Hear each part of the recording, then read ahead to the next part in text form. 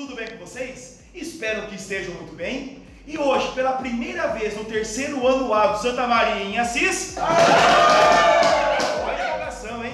Gravando aqui a nossa videoaula de um dos assuntos que nós debatemos na aula de hoje, que com toda certeza vai ser assunto de prova, e você que está aí se preparando para o vestibular, é interessante também que você saiba o assunto da aula de hoje: produção flexível. Produção flexível é o nome dado a uma das características do sistema toyotista de produção, que nós temos videoaulas aí na nossa playlist. Dá uma olhadinha, em que eu explico Fordismo, Toyotismo, tá? Dá uma olhadinha lá. E o que é, então, produção flexível? Durante a organização do arranjo produtivo capitalista, mais precisamente com o Fordismo, era muito comum que a empresa ela controlasse todas as etapas de produção de um determinado bem. Ou seja, a mesma montadora, a mesma produtora do bem controlava a etapa de produção de todos os componentes daquele produto. Um exemplo, a Ford fabricava no mesmo lugar todos os componentes que eram utilizados nos carros que ela mesma produzia. E qual que era a ideia nessa época? Que não ficasse dependente das chamadas externalidades, ou seja, dos fornecedores falharem porventura com o fornecimento de algum componente e assim comprometer todo o processo produtivo. Entretanto, com o aumento da complexidade dos processos produtivos, com o aumento da demanda por produção, com os avanços das tecnologias, esse modelo de produção ficou bastante ineficiente, tá? Ficou bastante custoso, porque a empresa tinha que se preocupar com a produção e com o desenvolvimento. E foi exatamente nessa mudança de concepção que nasceu o entendimento da chamada produção flexível, que se fundamenta em alguns aspectos, como por um exemplo.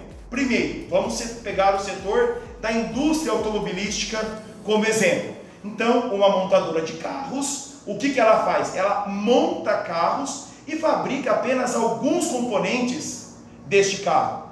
Todos os demais componentes, eles são fornecidos por meio de outras fabricantes, que muitas vezes fabricam componentes até mesmo para os concorrentes, tá? Então vamos imaginar assim, um carro da Chevrolet, por exemplo, ele é montado em São Bernardo do Campo, aqui no interior de São Paulo. Mas os seus componentes vêm não só de fábricas da própria Chevrolet, mas de fábricas de diversas outras empresas que são fabricadas, que são produzidos em vários outros lugares, certo?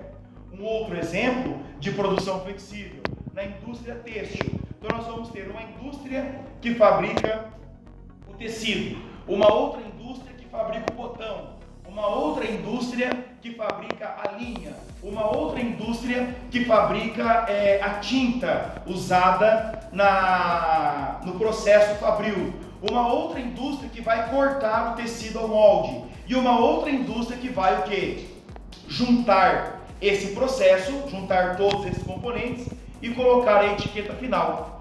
E o objetivo desta produção flexível está em, primeiro, não gastar energia com o processo fabril, e sim gastar a energia com o processo de desenvolvimento e com o processo de colocação no mercado. Uma outra vantagem da produção flexível é aproveitar os chamados fatores locacionais.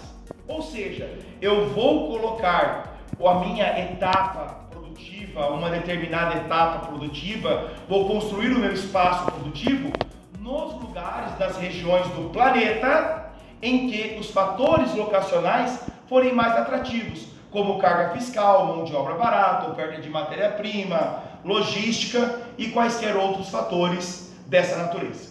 Tudo bem? Então espero que tenham entendido essa característica do toyotismo, essa marca do toyotismo, que é a chamada produção flexível, uma das marcas do toyotismo.